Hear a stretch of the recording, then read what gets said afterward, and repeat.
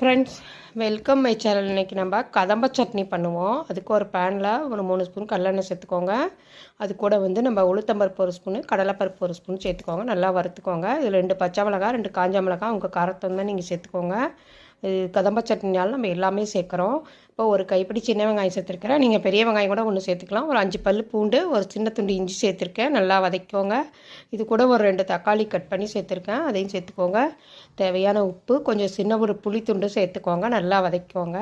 இது இட்லி, தோசை எல்லாத்துக்குமே நல்லாயிருக்கும். வித்தியாசமாக இருக்கும் இந்த டேஸ்ட்டை. சாப்பிட்டு பாருங்கள். ஒரு 2 ஸ்பூன் தேங்காய் சேர்த்துக்கோங்க. நல்லா வறுத்துக்கோங்க. 1 ஸ்பூன் நடக்கலை சேர்த்துக்கோங்க. நல்லா வறுத்துக்கோங்க. ஒரு ஒரு கைப்பிடி கொத்தமல்லி தழை, ஒரு கைப்பிடி புதினா தழை, ஒரு கைப்பிடி கருவேப்பிலை கொஞ்சம் கொஞ்சமாக சேர்த்துக்கோங்க. 3ஐயும் சேர்த்து நல்லா வதக்கிக்கோங்க. நல்லா ஹெல்த்தியாகவும் சத்தாகவும் இருக்கும். இதெல்லாம் சேர்த்துட்டு நீங்கள் அடுப்பு நிறுத்திடலாம். இந்த இலையெல்லாம் சேர்த்துட்டு அது சூட்லேயே வணங்கிடும். கருவேப்பிலை தழை, கொத்தமல்லி தலையெல்லாம் சேர்க்கும் போது இப்போ பாருங்கள், ஆற வச்சு சட்னி அரைச்சோம்னா சூப்பரான கதம்ப சட்னி ரெடி ஆயிடும்.